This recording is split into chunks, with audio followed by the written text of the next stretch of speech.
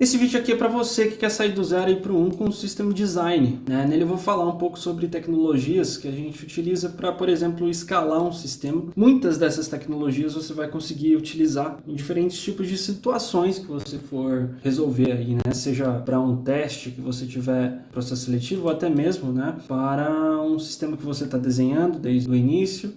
E também é importante você entender como essas coisas se conversam, porque na medida que você entende isso, e você consegue identificar onde pode estar sendo o problema, entende? Quanto melhor você tem essa visão do todo, eu acredito que no momento que você for resolver algum tipo de problema que estiver dando, você vai conseguir identificar um pouco melhor, um pouco mais fácil. Então vamos lá, né? Isso aqui é um sistema bem simples, tá? Que a gente geralmente utiliza. Eu, por exemplo, quando vou fazer qualquer tipo de aplicação, eu subo esse tipo de sistema aqui, onde eu rodo um container para o meu front-end, para o meu back e para o meu banco de dados, todos rodando na mesma máquina, porque é um projeto pequeno, é um MVP, né? Eu configuro lá meu DNS. O DNS nada mais é que o serviço que traduz, né, o meu site.com, por exemplo, para um endereço de IP do servidor que eu quero acessar. Então, quando você vai lá no seu browser, né, no seu navegador e digita meusite.com, o DNS te responde com um IP, e aí com esse IP você consegue acessar o servidor onde está rodando a sua aplicação, e você acessa a sua aplicação, lindo, bonitinho, maravilhoso. Só que assim, vamos imaginar que nesse caso aqui, a nossa aplicação deu certo, a gente fez um MVP e tá chovendo cheio de usuário. Maravilha, temos um problema bom, a gente tem que resolver esse problema agora. Como que a gente escala o nosso sistema? Uma das técnicas que a gente pode utilizar, por exemplo, uma das formas é escalar isso verticalmente, onde a gente basicamente aumenta a capacidade da nossa máquina aqui, deixa ela muito maior em termos de processamento, memória RAM e armazenamento. Porém, isso daqui ainda vai ter um limite. Se a nossa aplicação tiver muitos usuários, em algum momento você não vai conseguir fazer esse tipo de escalabilidade, ela vai ter um teto e vai começar a ficar muito caro para você também. Então, o que geralmente a gente faz, né? A gente adota uma estratégia de escalabilidade horizontal, né? O que seria isso, né? Seria você replicar, por exemplo, a quantidade de web servers que você tem, onde está rodando ali a sua API, né, o seu front-end. Você replica essas máquinas de forma paralela, e dessa forma, né, se você tiver muitos usuários acessando, você vai conseguir suprir essa quantidade, né, de usuários acessando a sua aplicação. E quem que faz esse serviço para a gente, né, é o Load Balancer. O Load Balancer é que ele cuida de criar máquinas para a gente de acordo com a necessidade, de acordo com a quantidade de acessos que a gente está tendo, né, naquele momento. E o legal do Load Balancer é que ele, caso uma máquina pare de funcionar, ele consegue direcionar todo o tráfego, né, todo o tráfego para a máquina que está funcionando, né, e depois que ele sobe uma outra máquina, aí ele redistribui novamente esses acessos, né? Isso é bem legal. E então ele evita, né, ou melhor, ele resolve um problema chamado de failover.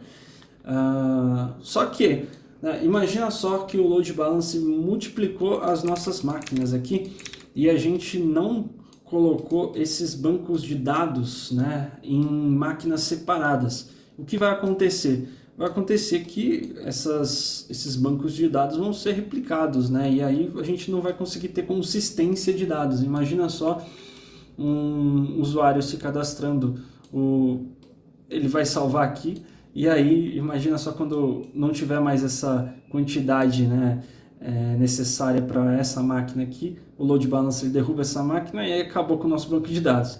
Então o que a gente faz para resolver esse problema? É um tanto quanto simples, né? A gente coloca o nosso banco de dados numa máquina à parte. Colocando ela numa máquina à parte, a gente já resolve esse problema e show de bola, né? A gente pode aqui ter múltiplas máquinas acessando o mesmo banco de dados para manter essa persistência. Só que assim, imagina que a gente tem muitos acessos, né? Cria lá 300 milhões de máquinas aqui, coloquei 6. E aí imagina 6 máquinas, né, acessando, então uma quantidade absurda de gente acessando um único banco de dados. Esse banco de dados não vai aguentar, cara. Então a gente precisa adotar uma solução aqui que seja mais condizente, né, de acordo com o aumento de acessos, né, na nossa aplicação. O nosso banco de dados também aumenta, né, de uma forma horizontal. Como que a gente faz isso? A gente usa uma técnica chamada de Database Replication e basicamente ela funciona da seguinte forma, onde você tem um banco de dados chamado Master, né, que esse banco de dados ele vai ser um banco onde você vai escrever as informações, e ele possui os os slaves, que os slaves, eles são os bancos de dados de leitura. Eu até tenho isso aqui já pronto, porque eu já gravei esse vídeo 1 milhão de vezes e o meu microfone parou de funcionar, mas vamos lá, seguimos. Como que ele funciona, né? Você vai ter aqui o master e os slaves, ele vai replicar toda vez que você escrever, ele vai escrevendo sempre no banco master e vai replicar para os bancos de leitura, né? E conforme a necessidade, você vai criar dinamicamente bancos de leitura. Por exemplo, o Aurora da AWS, ele já se encarrega de criar esses slaves dinamicamente de acordo com a necessidade aqui de máquinas que você tiver. Então, ó, uma mão na roda, tá? Só que assim, saiba que não existe somente o Master Slave como uma técnica de Data Replication, né? Vamos colocar aqui. Existem outras formas também, eu estou mostrando uma delas, então pesquise sobre esse termo, Database Replication, Data Replication, enfim, que você vai encontrar outras formas também, pode ser às vezes até mais vantajosas para o tipo de solução que você vai desenhar. O importante é, quanto mais formas você souber de resolver o mesmo problema, é melhor para você, porque aí você vai poder avaliar quais são, né, os prós e contras, né, de adotar uma determinada solução ou não. Enfim, com somente isso, ó, eu vou até remover essas coisas aqui, porque elas a gente não precisa agora, mas imagina só, a gente com o Load Balancer, a gente está aqui, né, o nosso usuário acessa, a gente já está aqui com o Load Balancer criando múltiplas máquinas aqui pra gente, com um banco de dados também, de acordo com a nossa necessidade. Show de bola, você vai falar assim, ah, ótimo, não preciso de mais nada, acabou por aqui, chega, fecha o vídeo, falou. Mas assim, dá pra gente melhorar esse sistema ainda mais, dá pra gente adicionar outros tipos de tecnologias, né? Por exemplo, às vezes a gente tem um tipo de dado que o usuário lê demasiadamente e não é atualizado, né, a todo momento. Então você pode adotar uma técnica de cache aqui, né? E caso esse cache não esteja atualizado, ele vai lá, atualiza no banco de dados, busca no banco de dados, depois atualiza o cache e aí o seu sistema passa a consultar o cache, entende? Um outro tipo de solução que a gente pode colocar aqui também é, por exemplo, a de fila, né? E o que seria isso? Por exemplo, vamos supor que o seu usuário quer gerar um relatório, né? Se ele vai lá e clica, né, e a gente dispara uma requisição HTTP, né, para gerar esse relatório, se a gente gerar esse relatório dentro de uma dessas máquinas aqui, e de uma forma síncrona, vamos colocar assim, o seu usuário ele vai ficar com uma tela de loading ali, vamos supor que esse relatório leve 1 hora. Imagina só, se a gente fosse executar isso de forma síncrona, quando o nosso servidor terminasse, né, de processar esse relatório, aí o usuário seria liberado para poder mexer, né, no sistema, continuar mexendo no sistema. Como a gente não quer esse tipo de coisa, dependendo da situação, seja relatório, seja gerar uma imagem, seja gerar um PDF, então, que são coisas que podem ser feitas de forma assíncrona, que não tem problema, então a gente geralmente utiliza uma técnica chamada de QoE, né? E o que seria isso, né? Seria basicamente você disparar um evento, né? E esse evento a gente vai ter uma função que vai ficar escutando esses eventos e ela vai ser executada conforme esses eventos vão chegando, né? E eles podem ser organizados ali em formas de fila para irem sendo executados um atrás do outro, né? O primeiro que entrar é o primeiro que é executado, por exemplo. Isso é um tipo de processamento ali que você pode adotar. E assim, por exemplo, lá na AWS existe o SQS e o Lambda que fazem isso, né? O Lambda é onde você vai criar, por exemplo, uma função Node, Python, que seja, depende da necessidade, e utiliza o SQS. Bom, e qual uma outra coisa aqui que a gente pode também implementar no nosso sistema, né? Vamos lá, uma CDN, por exemplo, né? A gente aqui, nesse caso, a gente está rodando o front-end e o back-end na mesma máquina, né? Só que a gente não precisa estar rodando esse front-end na mesma máquina, porque nada mais é o front-end que arquivos estáticos. Quando a gente está lá programando, por exemplo, a gente criou a nossa aplicação em React, quando a gente dá um build, é gerado aquela pasta de build com todas as imagens, enfim, HTML, CSS, JavaScript. Esses arquivos eles são estáticos e você pode armazená-los numa CDN, um Content Distribution Network, uma rede de distribuição de conteúdo, né?